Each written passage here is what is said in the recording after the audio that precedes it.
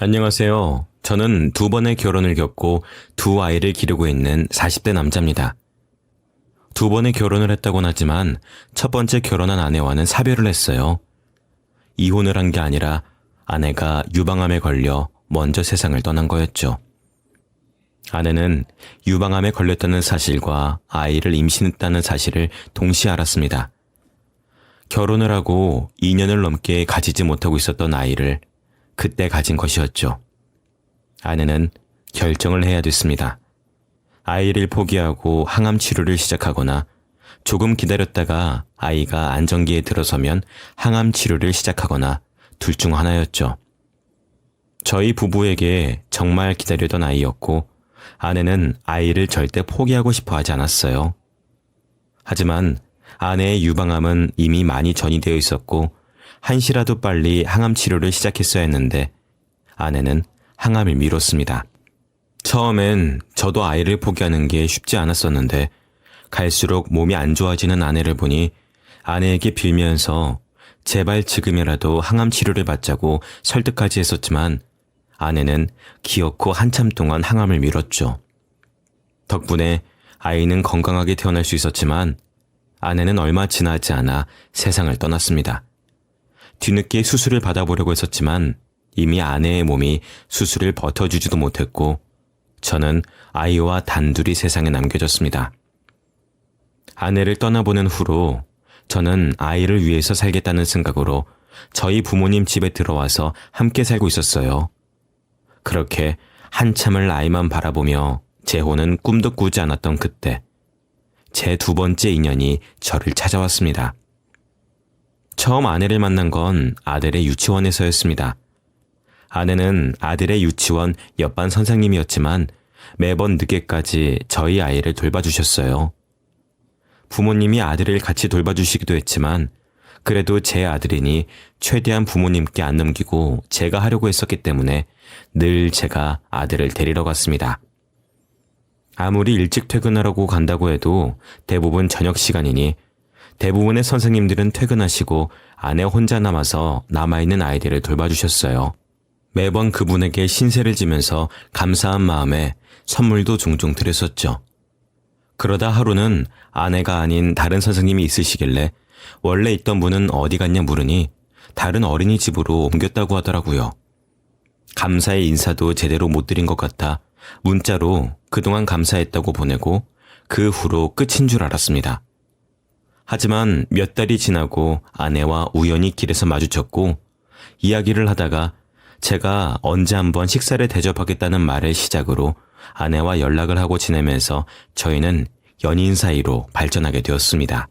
이야기할수록 아내가 아이를 얼마나 좋아하는지 얼마나 선한 사람인지 느껴졌습니다. 지나가다 도움이 필요한 사람이 있으면 지갑에서 꼭 10,000원이라도 꺼내서 주는 게 습관이었어요. 이런 일이 있을까봐 미리 현금을 가지고 다닌다고 하더라고요. 그뿐만 아니라 길에 사람이 쓰러진 걸 보고 서슴지 않고 다가가 솔선수범하면서 119에 신고를 하고 나서는 모습을 보고 멋지다는 생각도 했습니다. 그렇게 저는 아내에게 연애 감정을 느꼈지만 아이를 위해 살아야 된다는 생각으로 정신을 번쩍 차리고 아내와 거리를 둔 적도 있었습니다. 그런데 아내는 그런 제 모습에도 굴하지 않고 제가 좋다며 결혼하는 건 어떠냐고 하더라고요. 아내는 초혼이었는데 한번 다녀온 제가 그걸 덥석 받아들이는 것도 웃음꼴이니 그 후로 아내를 피했지만 결국 저도 마음이 동해서 아내와 결혼을 하기로 했습니다. 하지만 문제는 저희 부모님이셨어요. 특히나 아버지가 심하게 반대를 하셨죠. 아버지가 워낙에 아이의 엄마였던 첫 번째 아내를 예뻐하셨었는데 재혼은 절대로 안 하겠다던 제가 갑자기 결혼을 한다고 하니 당연히 마음에 들지 않으셨겠죠. 그건 아내를 데려와서 그런 게 아니라 그 누구를 데려와도 마음에 들지 않으셨을 거예요. 하지만 어머니는 입장이 다르셨습니다.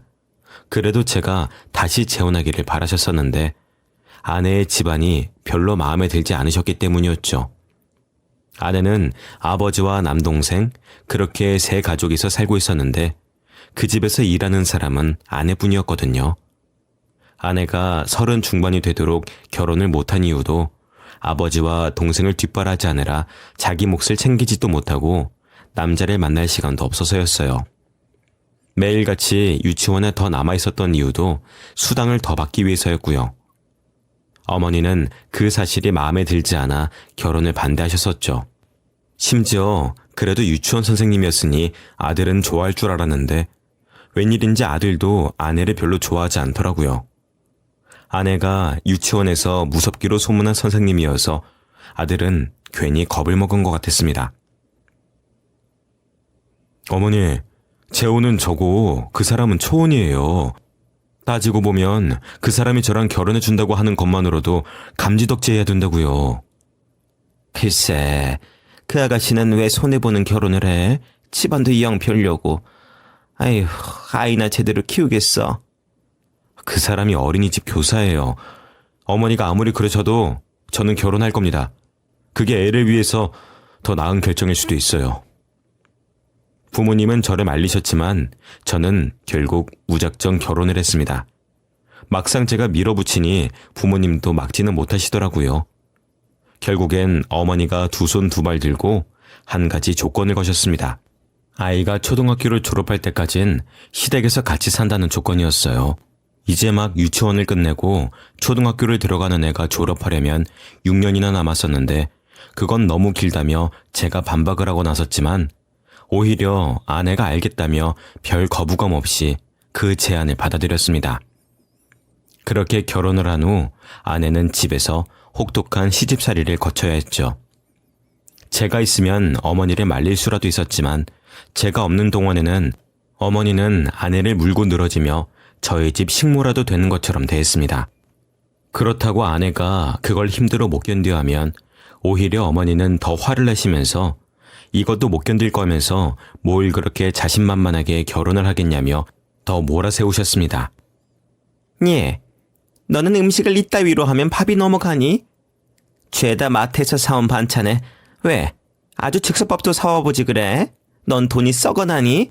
네가 직접 사다가 해먹으면 얼마나 아끼는데. 죄송해요. 제가 요리는 많이 서툴러서. 그래서? 그러면 더 배울 생각을 해야지. 넌 집에서도 이렇게 먹고 살았니? 하긴 엄마가 없으니 지가 뭘 배울 수나 있었겠어. 자, 이리 와서 봐.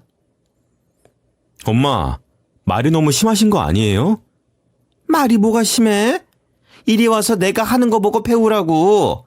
6년은 무슨 10년은 더 집안 살림 배워서 분가해야 되겠어. 이것도 견디기 힘들어?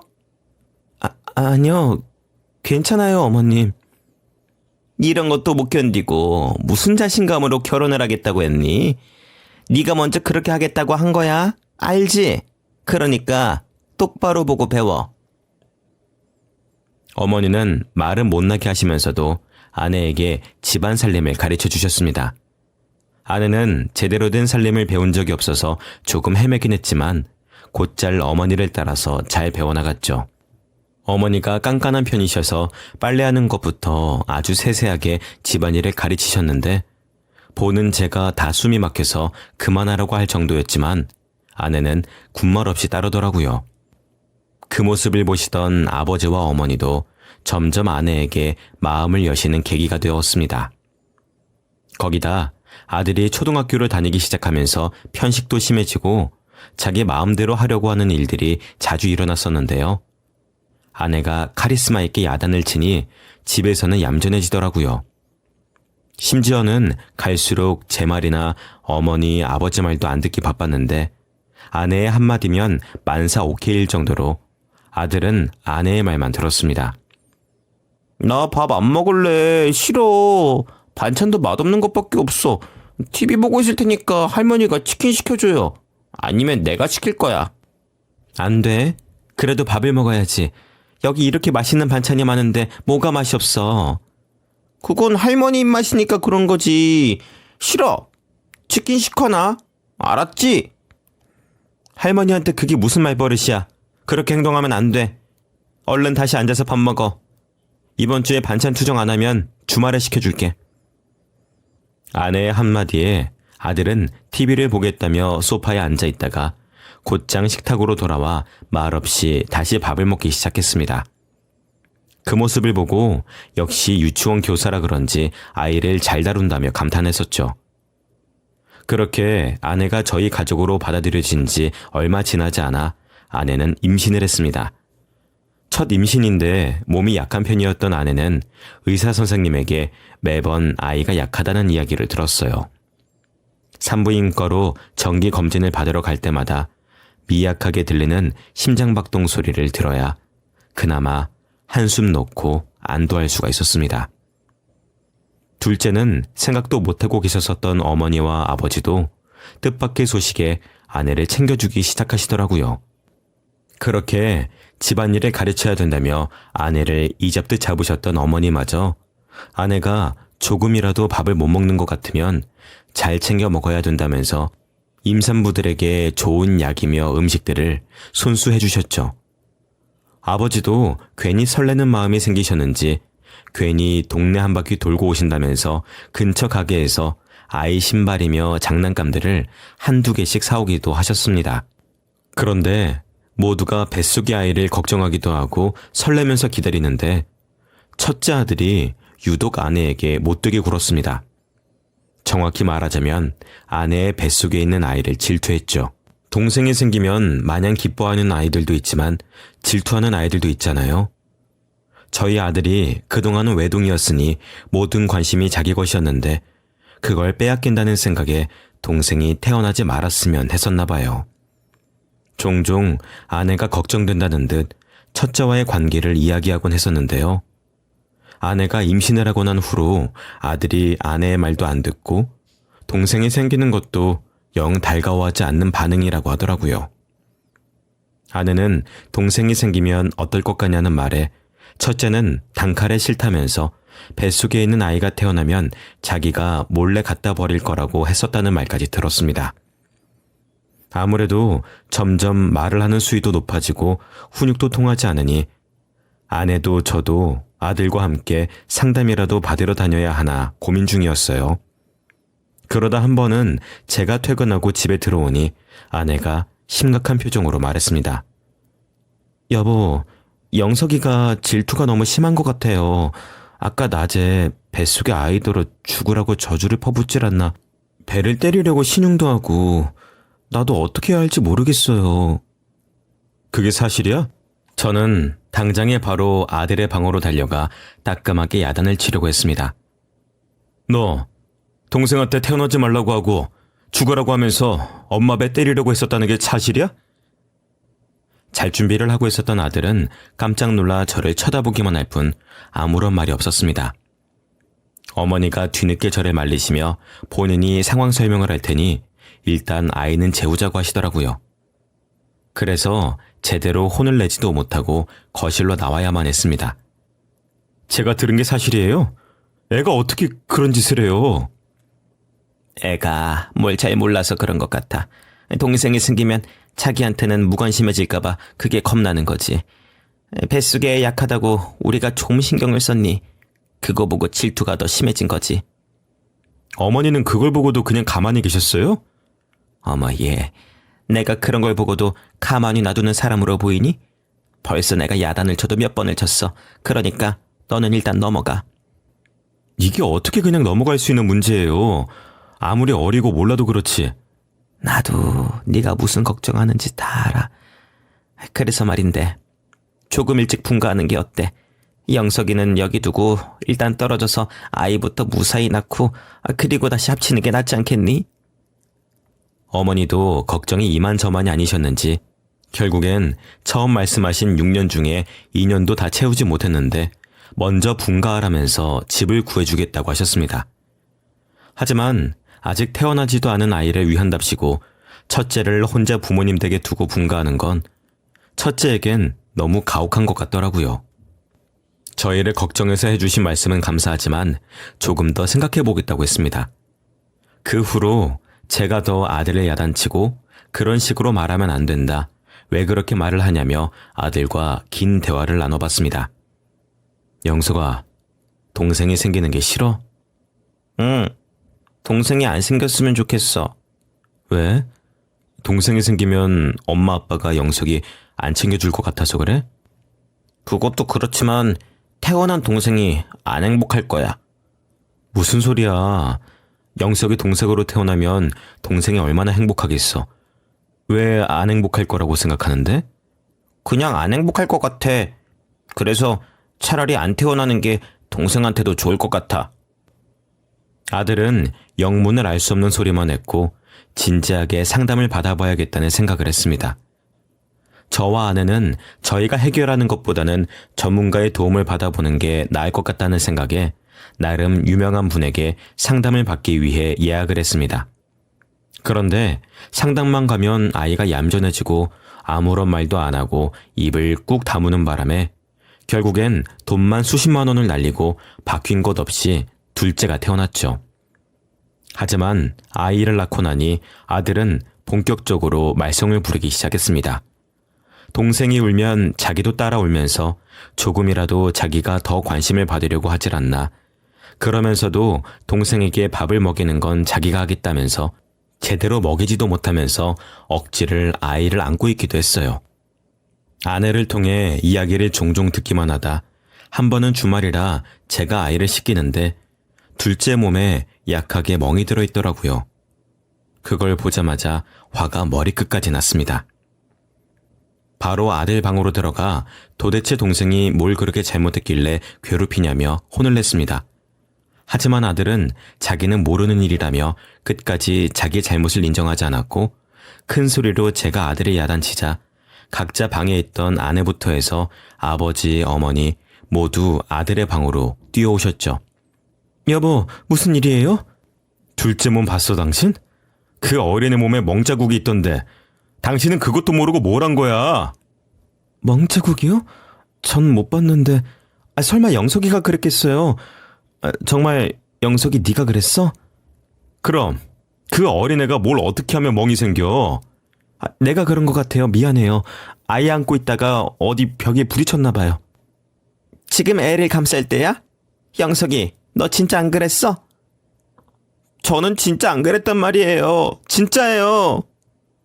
아내는 그래도 아들을 감싸주려고 했었지만 결국 어머니의 말대로 아들은 일단 어머니 집에 두고 둘째만 데리고 분가를 하기로 했습니다. 갓난아이를 데리고 이사하는 게 쉬운 일은 아니었지만 아무래도 첫째랑은 분리를 해야 될 것 같았어요. 그렇게 분가를 하고 아내가 보이지 않으니 아들은 금방 순하고 착한 아들로 돌아왔고 저는 일시적으로 그랬겠거니 싶었습니다. 혹시나 첫째와 거리가 멀어질까 오히려 집에도 자주 들리고 선물도 가져다 주기도 하고 아들은 종종 저희 집으로 와서 동생과 친해지는 시간을 보내기도 하면서 천천히 동생과 친해지는 시간을 가졌었죠. 그런데 생각보다 따로 살면서 동생을 보니까 좋은지 동생을 엄청 아끼더라고요. 제가 보는 앞이라 그런지 모르겠지만 동생을 아끼는 모습이 눈에 보였습니다. 은근히 왜 그동안 동생을 괴롭혔냐 물어보니 혼이 날까 괜스레 겁이라도 먹은 건지 자기는 동생을 괴롭힌 적이 없다면서 딱 잡아떼더라고요. 괜히 더 말해봤자 아이를 기죽이는 것 같아서 더 언급하지 않고 넘어갔습니다. 아내는 일단 아들과 함께 다시 사는 게 어떠냐고 했지만 너무 섣부른 결정인 것 같아서 일단 조금 더 지켜보기로 했어요. 그리고 몸이 약해진 아내를 대신해서 제가 집안일도 하고 아내를 대신 돌봐주기도 했었죠. 그렇게 아이가 기는 것을 시작하니 여기저기 기어다닌다고 온 집안이 정신이 없었습니다. 저도 아이를 돌보느라 정신이 없었는데 그러다 아이 허벅지 안쪽에 멍자국이 있는 걸 발견했습니다. 이제 둘째를 괴롭혔던 첫째와 함께 사는 것도 아니고 멍이 들 이유가 없었는데 이상하게 연하고 진한 멍 서너 개가 그 작은 몸에 들어있더라고요. 여보, 영지 허벅지 안쪽에 멍이 들어있는데? 어머, 정말이네? 요즘에 기어다니기 시작하면서 여기저기 자꾸 부딪히던데. 그러면서 부딪힌 것 같은데 아기들은 원래 멍이 잘 들잖아. 거기다 워낙에 애가 힘이 넘쳐서. 그런 거야? 참 눈을 뗄 수가 없네. 아이에게서 24시간 떼지도 않고 보고 있을 수도 없는 노릇이고 저는 홈 CCTV를 설치하기로 했습니다.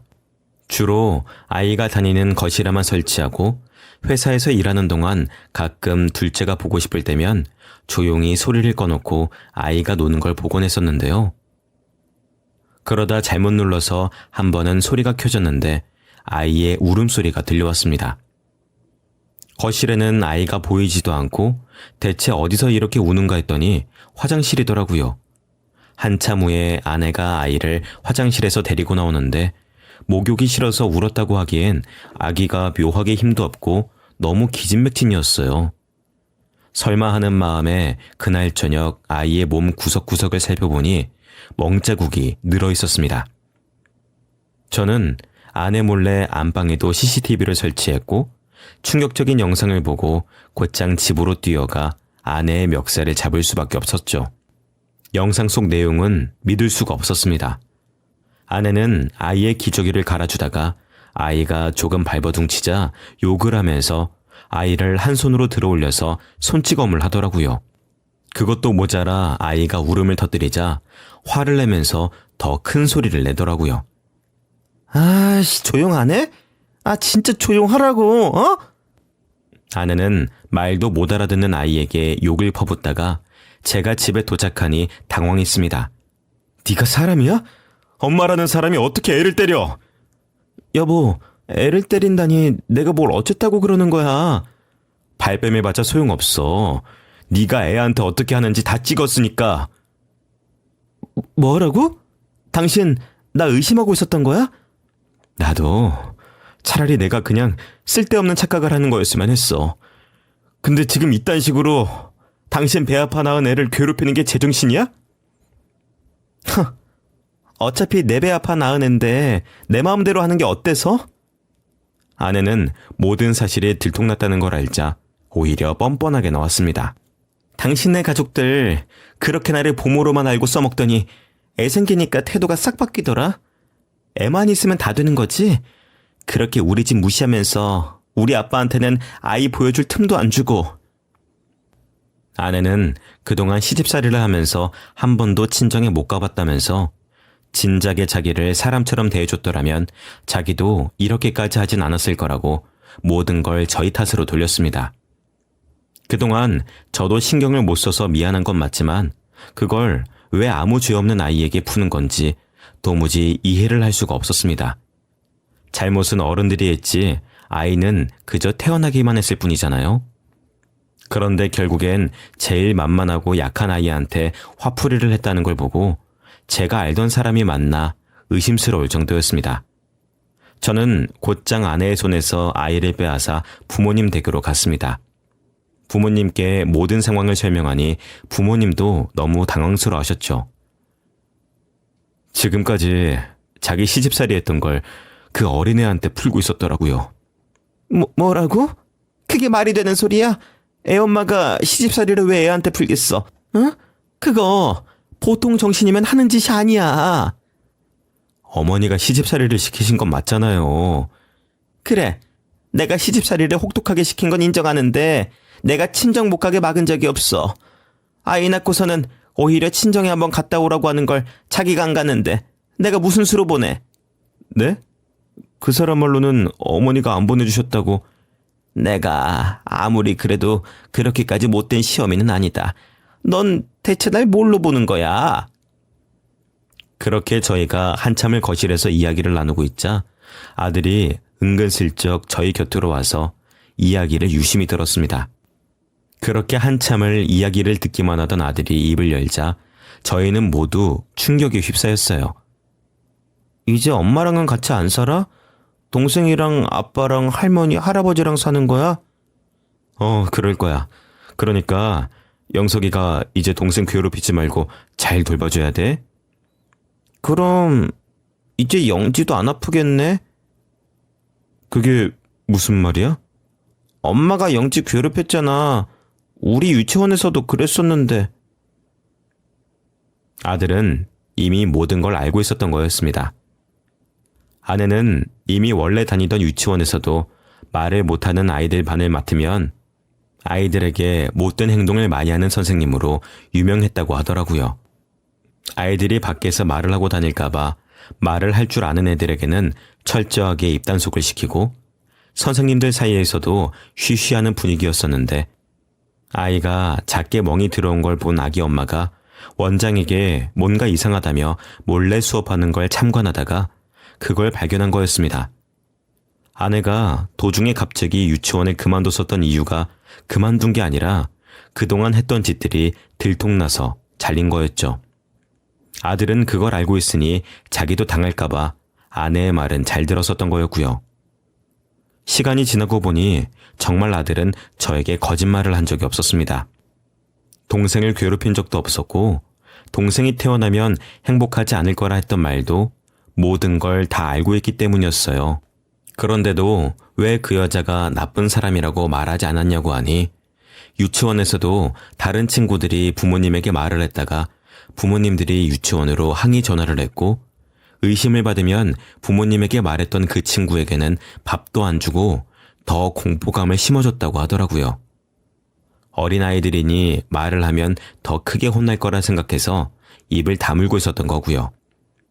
심지어 아들이 자기는 괴롭힌 적이 없다고 저에게 말을 했었을 때도 다음날 아들의 방을 찾아와 애를 꼬집으면서 협박을 했다고 하더라고요.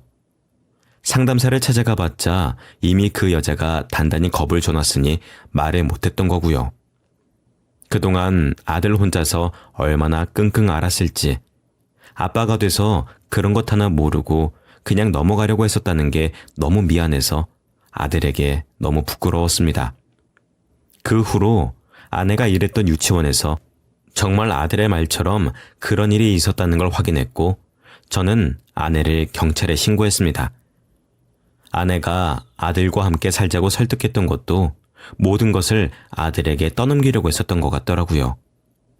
제가 가진 증거들도 있었고 이미 유치원에서 발생한 사건들도 있었으니 저는 당연히 아내가 엄청나게 큰 징역형을 받을 줄 알았습니다. 고작 징역 2년에 집행유예까지 따라붙어서는 사실상 벌을 받는 것도 아니더라고요.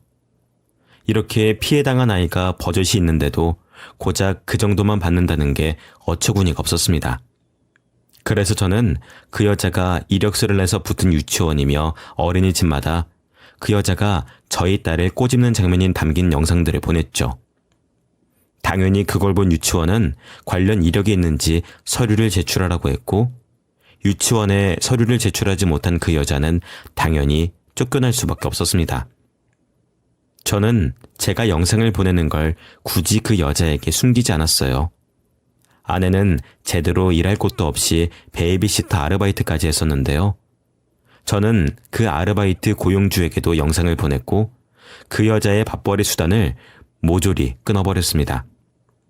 결국엔 저의 집까지 찾아와 대체 왜 이렇게까지 하냐며 울부짖었습니다. 도대체 왜 이러는 거야? 법원에서 판결을 났고 이제 당신을 괴롭히지도 않을 거고 그럴 수도 없어. 대체 왜 이렇게 끈질기게 따라다니는 거야? 우리 애만 애야?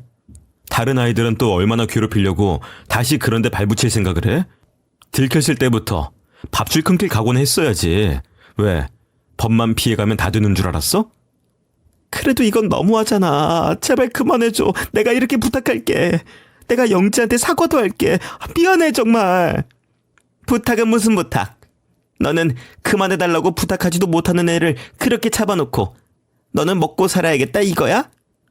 진짜 악마도 이런 악마가 없어. 어머니는 분노에 차오르셔서 집에서 들고 나오시던 음식물 쓰레기를 그대로 그 여자에게 부어버리셨습니다.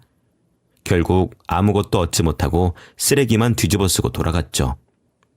그 후로 그 여자는 동네 마트에서 아르바이트를 하며 돈을 벌었고 저도 그 이후로 신경 안 쓰고 있던 저희 아이들에게 속죄하는 마음으로 살아왔습니다.